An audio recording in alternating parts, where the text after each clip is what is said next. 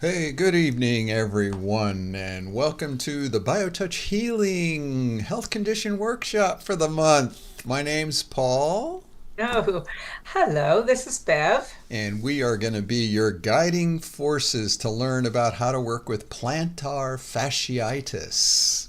Wow. Yeah, and we've done this workshop before, but it is the number one Google search on our website, like Great. hundreds every month. So we That's thought, crazy. Here yeah. we are. Yeah, So we good. thought we would do it again with our wonderful Dr. Julia Anderson, a physical therapist, and she does a wonderful, wonderful presentation. And then we're going to teach you the sets of points that you can use for this particular plantar fasciitis. And if you want to download the workbook, go to justtouch.com/workbook. And I think it's also going to be available just online. Look up plantar fasciitis on our website, and we're going to have the workbook available all the time. So you don't have to have a special code to get it. So, Oh. all right. So we're going to just jump right in with Julia, and then Bev and I will be back to share with you more on how to use BioTouch with this particular situation. Yep. Well, hello everybody. This is part of the plantar fasciitis workshop, and we have with us Dr. Julia Anderson, physical therapist. Hello, Julia. Hi there. So we're just going to let you get right into talking about it. Let us know a little bit about who you are and where you're from, and take it away. Thank you, Paul. I want to say, first of all, that this is new for me, but it's really an honor to be able to talk and be a part of your BioTouch program. So thank you. Right on. I am Julia Anderson. I'm a physical therapist, and I have my doctorate also in natural health. And I've been practicing for, uh-oh, 41 years. I can't even, I look so young for that, I'm sure.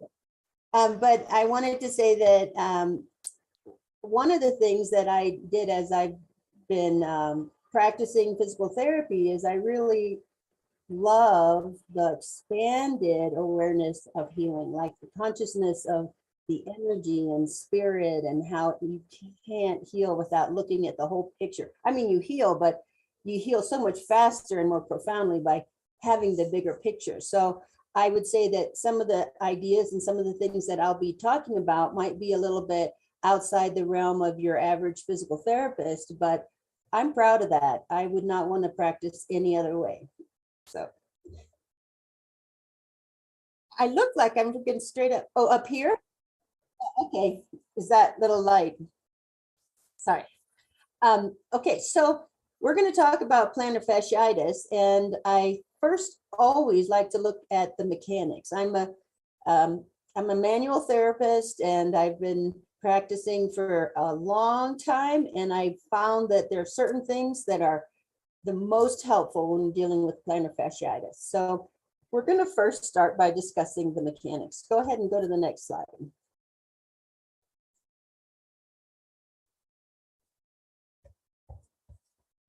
Okay, so we're going to overview the anatomy because that makes more sense of than looking at the mechanics. And then last of all, we're going to just talk about the things that I found to be the most powerful and helpful in the treatment of plantar fasciitis and to getting the quickest results. Next.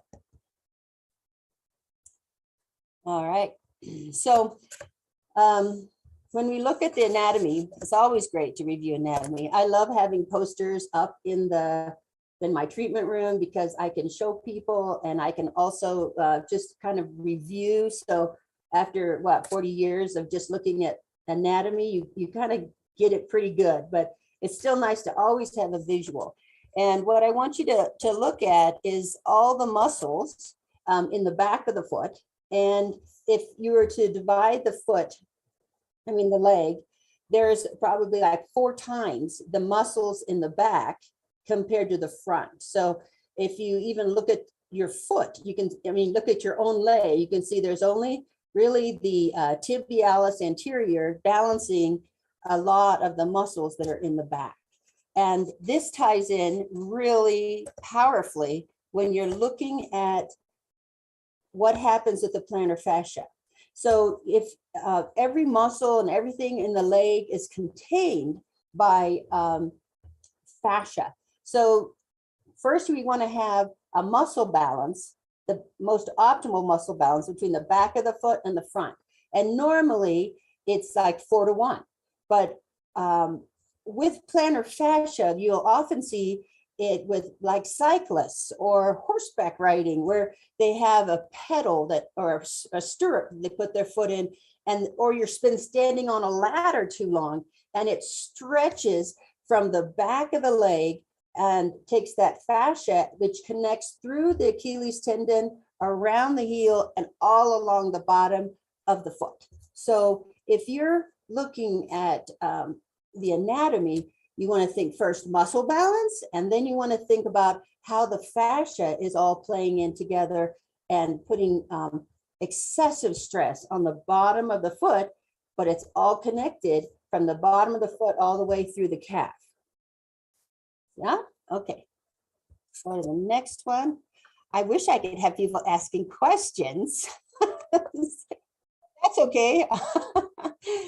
All right, so fascial connections, we were starting to talk about that. And if you look at these little pictures on the top right side, you'll see some examples of how the plantar fascia is connected around. Its main connection is at that bottom of the calcaneus, that point they call a heel spur. And so heel spurs is chronic growth, chronic stress of the plantar fascia that over time makes a bone growth. So this happens everywhere in the body. So if you have chronic stress at the knee or the fingers, so wherever the bone is getting pulled on by the tendon, the bone grows to meet that stress, to address that. And so this is a component really of plantar fasciitis, where over time it can also develop into a pretty gnarly heel spur, which becomes another thing to try and manage also. But if we can address plantar fascia tendonitis and issues like that first, then hopefully the tendonitis or the heel spur won't develop. But think about how that strap of coming down along the whole calf narrows into the Achilles tendon and then goes underneath the heel, along the bottom of the foot, connecting to each of the digits. And there is small muscles within the plantar fascia as well.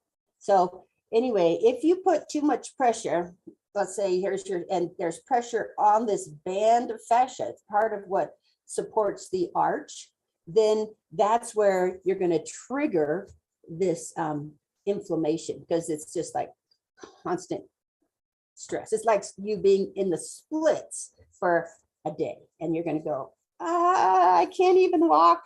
My legs hurt too bad. So I just wanted to show you how with that one foot, you can see that image of how there's a space underneath that plantar fascia. Just so you know that that's kind of what we're looking at and playing with, and how that will tie into a correct arch and things like that. So is that there is a space in there then between that bone and that? Yeah, fascia? well, it's filled with tendons, muscle tissue, connective tissue, this thick, fatty kind of tissue too that helps to create the bottom of the foot. So yeah, but it is stuff that gives. So like when you're standing on a ladder, you can see how that might just stretch that area.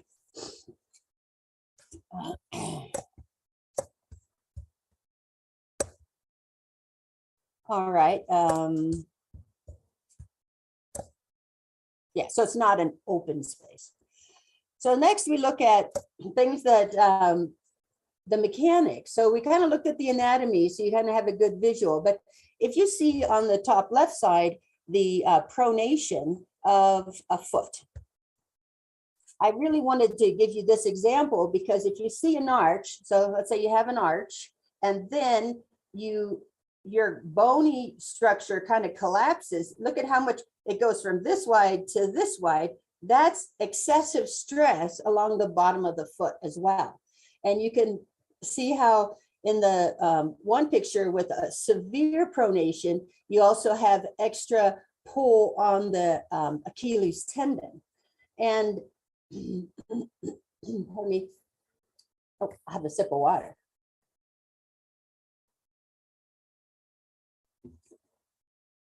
Flat foot. So on the right side of the PowerPoint, it says excessive pronation. And you can see how the arch drops versus on the left side, there's a little uplift. So you can see how it would go from this wide. Now you're stretching that whole arch so that you're putting pressure on that whole plantar fascia. And then, so that person's already set up to have some issues. And if they're flat footed.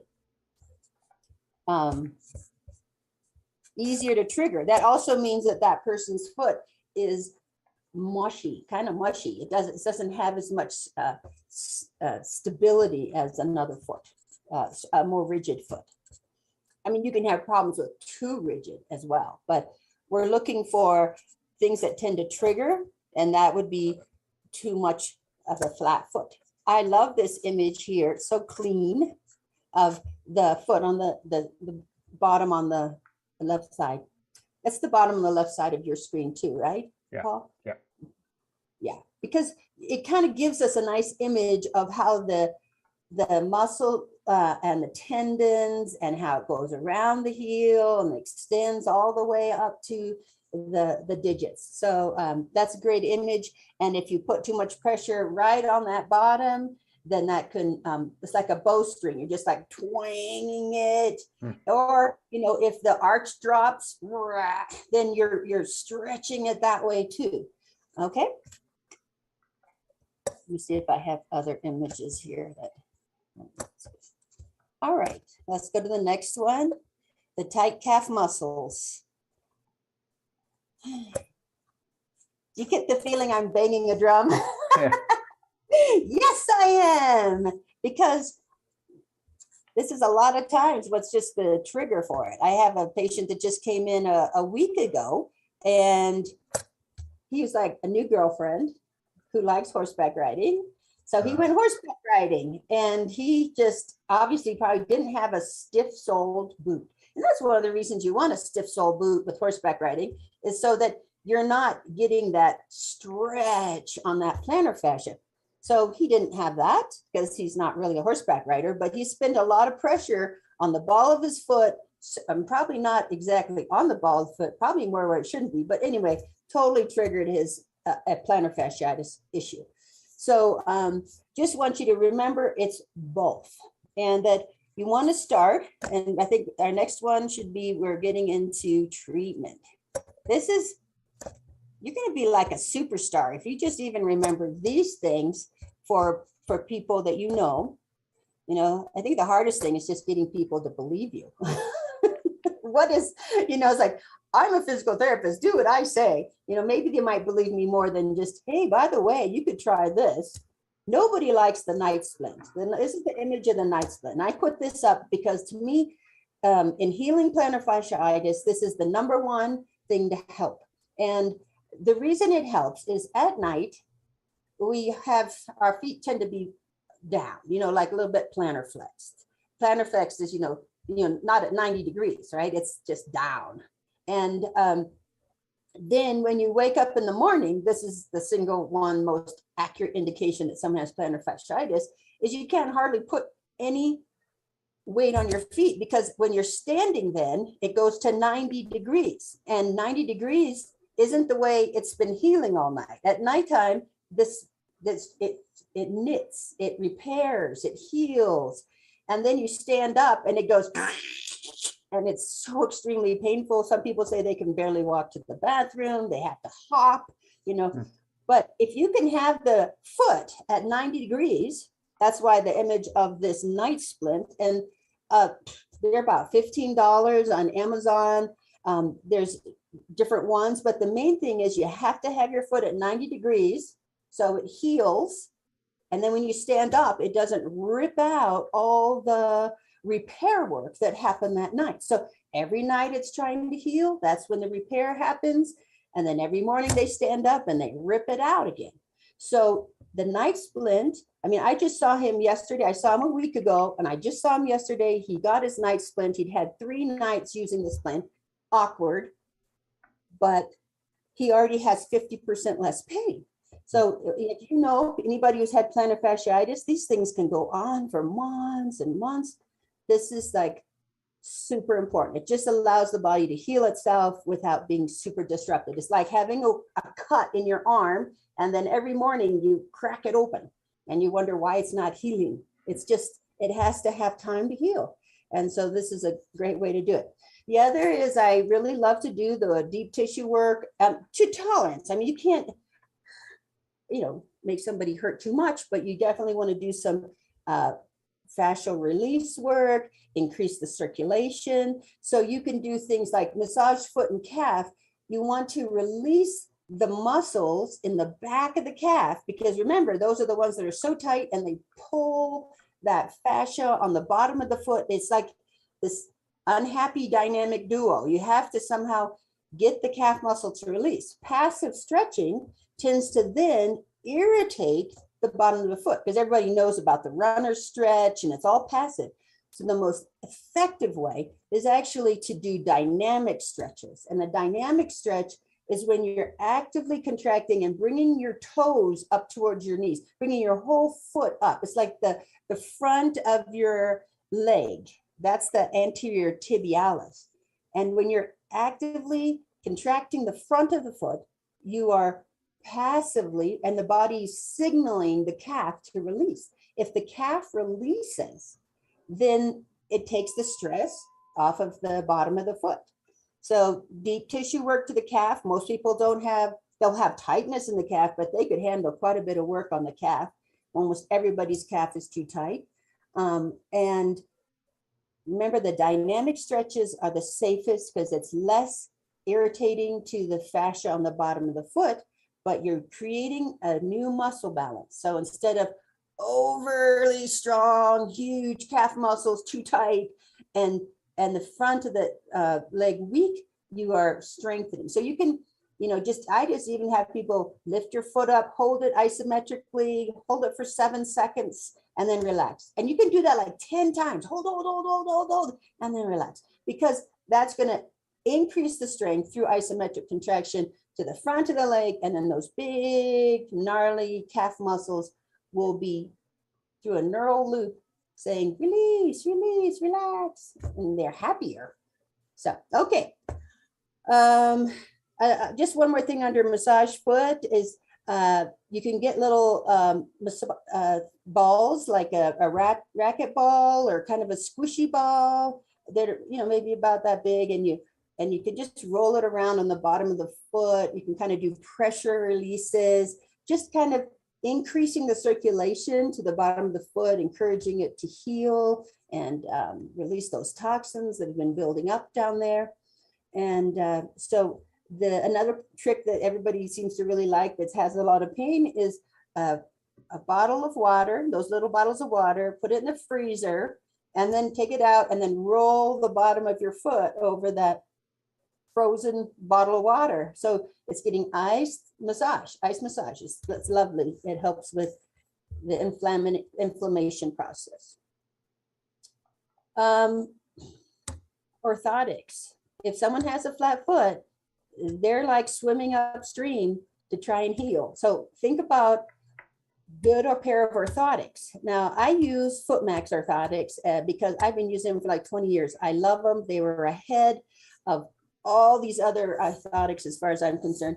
And I'll tell you why. Big secret. I'm starting to see this actually like on Facebook and different places where other people are getting more knowledge and they're correcting it where it should. So this is an orthotic that is a non-prescription from FootMax. And it's pretty good arch. I mean, you can, like, if I was to show you, it takes a bit to bend it, right? But the key is, so let's see if I can show you. This is the inside. This is it doesn't matter if it's left or right, but this is the inside and has a pretty significant arch. But right here at the heel, it starts to raise up. It's not hollowed out right here. This is where the calcaneus sits. If the calcaneus drops too far in, you're going to just be putting pressure directly on the plantar fascia. So some people, if they get the wrong designed orthotic, it's like it makes it worse because it has to be corrected right here at the posterior edge of the heel. Not very many of them are made correctly. I did see they're getting more aware of this, and hopefully there's going to be more and more correctly made orthotics, but it has to be supported in the medial aspect of the heel. Otherwise, you're just going to be collapsing at the heel and then going over a bump. And that's just going to irritate the poor plantar fascia because it doesn't need that. All right. If people have more questions about orthotics, I'm happy to answer them, but it's so helpful. Okay. Grounding. Sometimes, theoretically, you could say grounding is one of the issues that creates the problem that facilitates the creation of the plantar fascia. So I would also have them do grounding exercises. I don't know if any of you are aware of the grounding mats. I love them. They help with grounding and getting the energy through, even if you're just to do a yoga and you do visualizing and grounding the energy all the way through into the center of the earth. It's got to open up that energy flow. So is it helpful to just go walk out on the land? Oh yeah, you guys out in Arizona where it's still warm, but don't get any cactus in your feet. Yeah, up here it's harder. I mean, I actually have a grounding blanket, and it has been so powerful for me because 9 months out of the year it's too cold to go outside and do it. Yeah, no wonder we're all so weird up here. But grounding. So think about the energetics of the area that is the most painful is our chakra and energy grounding connection. All right. Other things that help are dry needling, and that's kind of where we take the needle, like an acupuncture needle, and put it right into where it's in the most seized up. And that's kind of what the doctors would do with a cortisone injection. I hate to do that. I do dry needling, but I hate to treat the bottom of the foot. Even if you go in from the side, it's so painful. And I found that if I'm doing all of these other things, you know, people get better fast and it helps them so much. So I try and avoid, that's why I put it last. I think it's the most painful and maybe not even necessary if you're doing the other things. And so that's why I put the night splint first, night splint. Let the body heal itself and stop ripping out the healing. And last but not least, if needed, at least there is some other options that could help with intervention, but prefer not to. Wow. Now that was some good information. So you know about BioTouch. So how does something like a BioTouch, touch healing therapies, energetic kind of healing, do you think that's beneficial for these kinds of situations, plantar fasciitis? Oh, absolutely. Even if you're kind of moving the energy through the meridians, you're moving the opening up the flow. I mean, because again, I have the grounding because in our society, it's unless someone's really trying to be a hippie and get out there and feel nature, a lot of times we're just not getting the grounding we need, you know? So I think the BioTouch and other similar types of things could be so powerful. I really, I believe in the power of touch, and I'm getting emotional now because just thinking about all the therapists out there now that don't even learn any of this. They don't do it. They just say, oh, that person just wants a feel-good treatment. And I'm like, well, aren't we supposed to help them feel good? You know, and it's just so sad when they're not even teaching the PTs this. And I had a new therapist work with me. She was a couple years ago, and then we split ways because we just so different. And she just was taught. There's nothing beyond what she learned in school, and all of it is exercise. I said, you're just a glorified exercise person. I mean, and not that exercise, physiology isn't great. It's just there's so many possibilities of helping, and why wouldn't we want to be able to offer more than just being a glorified exercise person? And so I think that touch is so important. Right Sorry, I don't on. know if I get emotional, except that this is my soapbox. Right on. And we're glad you came here to stand on your soapbox, truly. That you've been totally inspirational, Dr. Julia, and we appreciate the time that you've come to spend with us, to share with us about an issue I think a lot of people have, and you gave us this holistic look at it. So Sorry, I got so emotional, but I just love that you guys are doing this and that you're saying touch heals, especially touch with intention, touch with love and compassion. So powerful. And you think about the last 2 years, COVID, nobody's touching each other. We're doing all this tele crap, and no one's getting the treatments that they need. It's sad. I mean, not no one, but I hear you. Sure, huge population. Yeah. Well, that's why we're gonna check out here and teach everybody how to do some BioTouch at home with their family and their friends. So thank you very much, Julia. Thank you.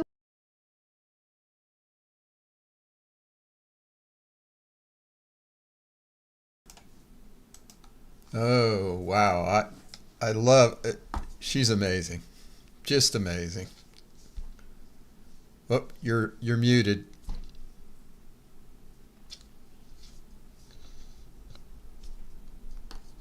Amazing. There you are. I'm trying to just turn it. Okay. I don't want to hear myself and that, right? Yeah, I Yep. had forgotten a lot of that information, not really forgotten, but you know what I was thinking when I was watching her or listening to her. As a BioTouch practitioner, I'm like, well, we've all worked with recipients who have plantar fasciitis. I mean, I know a bunch of us All out right. at the center have. But listening to her now, it's like I really will focus on all that calf to the toes track, Right. because we work along those nerves anyway when we do extra work and stuff. So yeah, that was really kind of cool. I mean, I can really go in there. Yeah. So yeah, we're going to show you some points and then talk really how to work locally.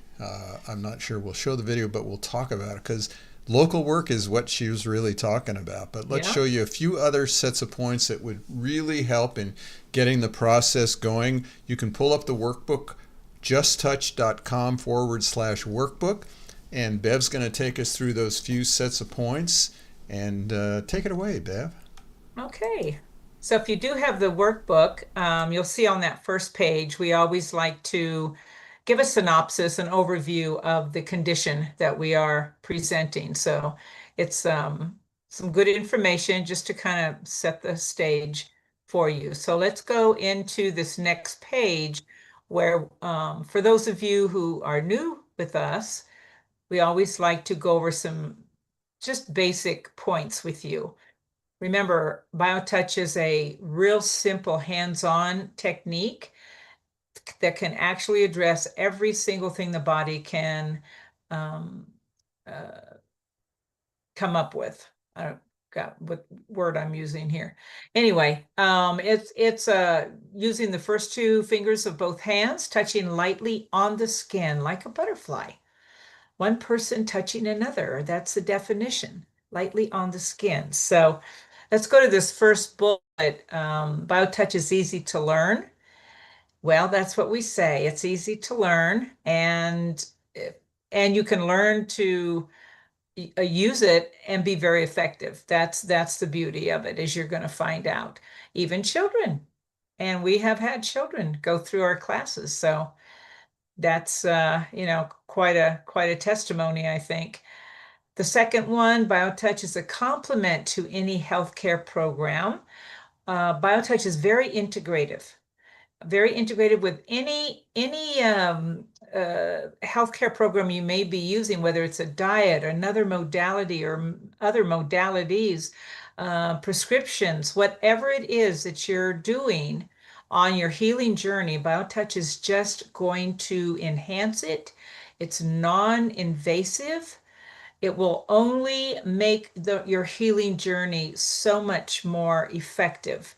So that's, we have no problem.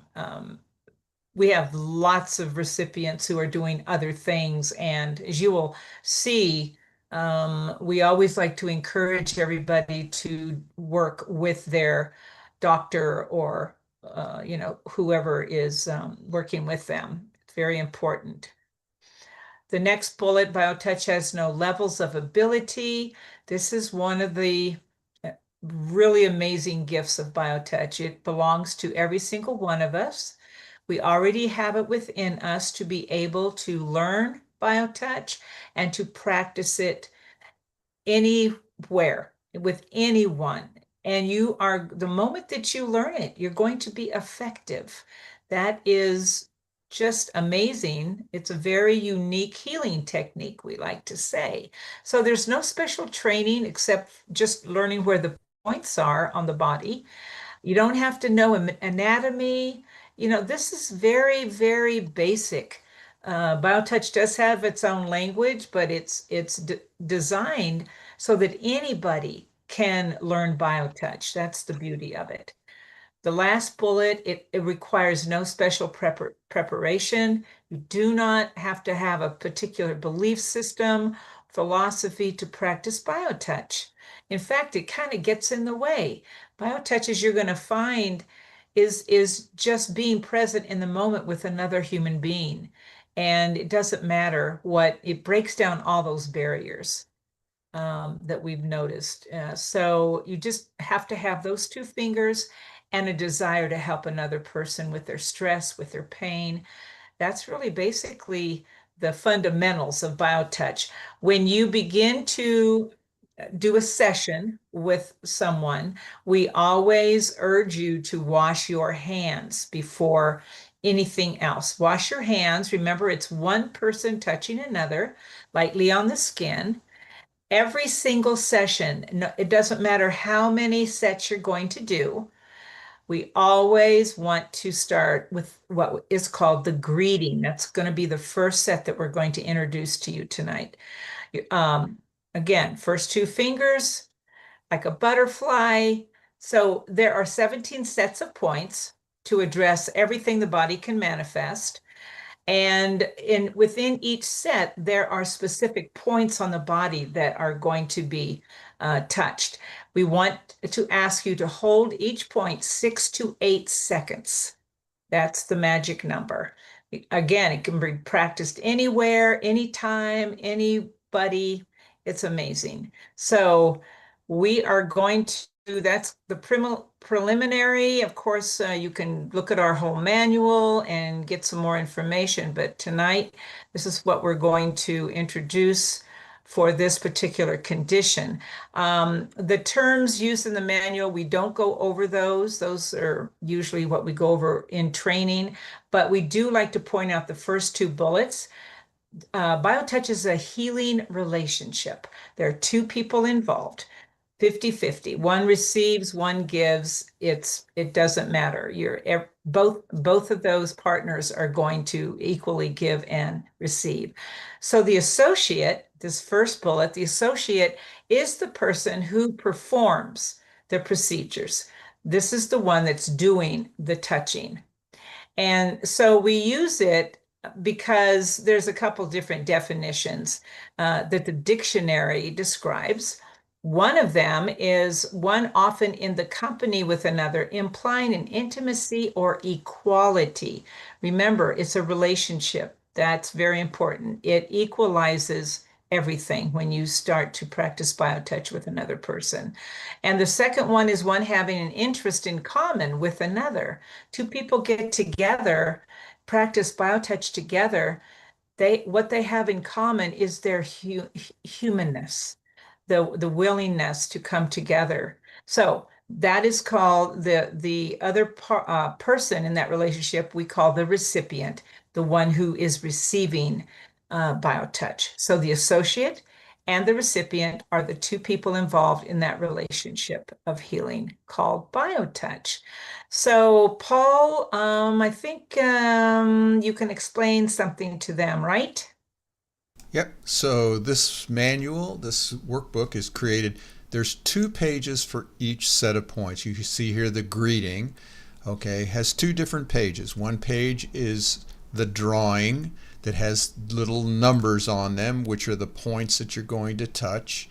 At the bottom of that page, it tells you to touch point 1, to touch point 2, but you'll notice at the bottom of each of these pages it says click here to watch the video, and that will take you to the video that we're going to watch. On the second page you have a photograph of somebody doing some of the points and which point they're touching, and it also has in words where to locate those points. And again, at the bottom of the second page is also a link that takes you right to the video. So you have words, you have pictures, you have drawings, and you have videos.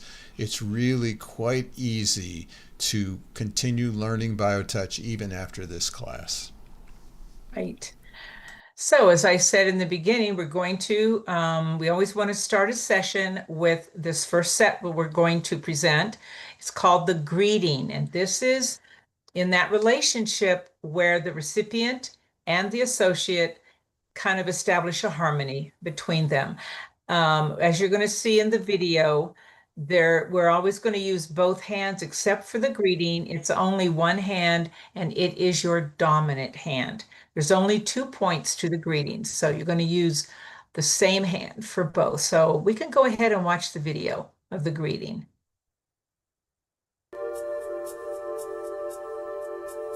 The greeting is always performed at the beginning of each session. It's the only set that uses one hand and the only set that indicates which hand to use. The greeting is performed with the dominant hand. If you are right-handed, use your right hand. If you are left-handed, use your left hand. The greeting is made by touching at point 1, which is in the fleshy area just below the bottom of the breastbone or sternum. Hold this point for 6 to 8 seconds. Then, with the same 2 fingers, touch point 2 on the back. To find point 2, look for the big bone at the base of the neck. From here, move 1 to 1.5 inches to the left. This is point 2. Hold this point for 6 to 8 seconds. More than one associate may work with a recipient provided that all of the associates perform the greeting. If the associate or the recipient leaves the session, or if someone who hasn't done the greeting touches either the recipient or the associate, the greeting must be reestablished. Then the session may proceed from where it was interrupted.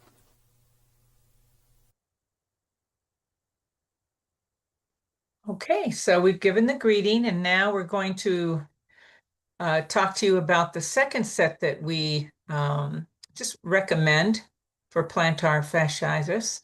It's called the metabolism set, and this is just a great set overall for the body. It really helps the body to assimilate things that it needs or to eliminate what it does not want.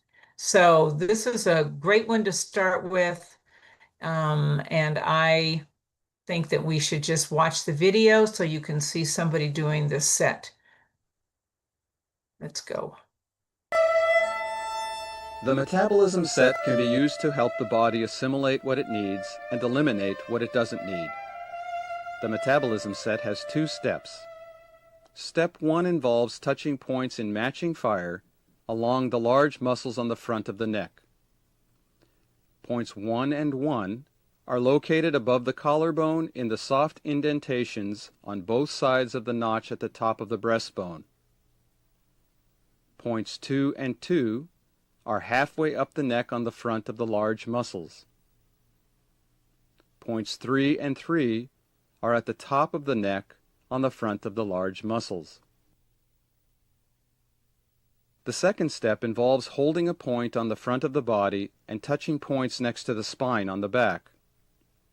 hold point X on the front of the body is on a line directly between where the nipples would be on a youth and is 1 to 2 inches to the left of the breastbone. Another way to find X is 1/3 of the way up the breastbone from greeting point 1 and 1 to 2 inches to the left of the breastbone. The points on the back are located next to the spine, forming a rectangle around the breakover point. The breakover point is where the bottom of the rib cage joins the spine and can be found by imagining a line directly through the body from greeting point 1. To perform step 2, find hold point X on the front of the body and touch points 1 through 4 on the back. Point 1 is approximately 1 to 2 inches up from the breakover point on the left spine muscle. Point 2 is directly across from point 1 on the right spine muscle.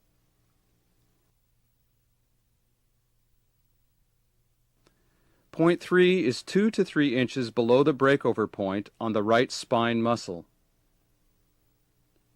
Point 4 is used to address blood sugar problems and is added to the other metabolism points when needed. It is located across from point 3 on the left spine muscle. Okay, the next set is the stress and anxiety set.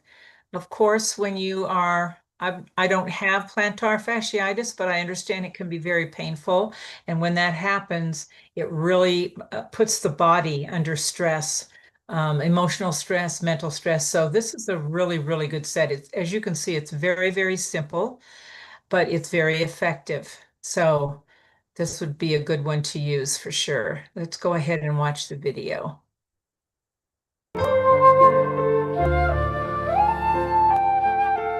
The stress set may be used to address any manifestation of physical, emotional, or mental stress, as well as anxiety and shingles.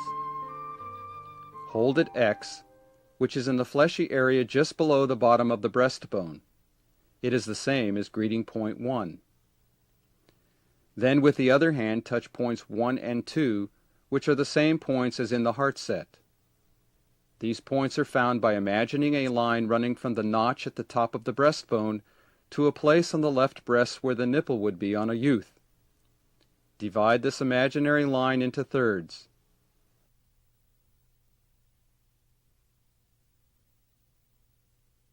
Point 1 is at the top of the first third. Point 2 is at the top of the second third.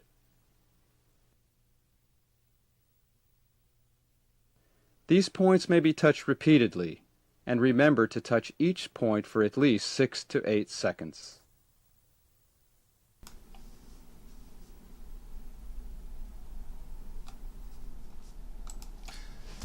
Okay, so we're going to come on here. We're going to show you how to do local work now. Yeah. Because in the manual, there's a very specific set you'll look at local work and extra work. Let me just show it to you here for a minute. We're going to talk about, whoops, that's not the one I want. Stop that and show them.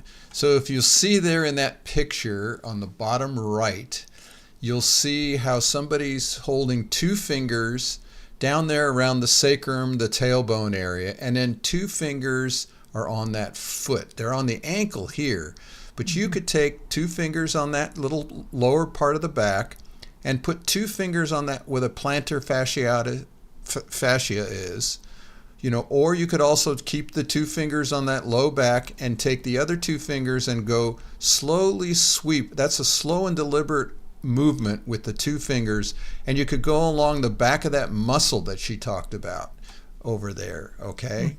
And that would be how you start to work with the plantar fasciitis problem.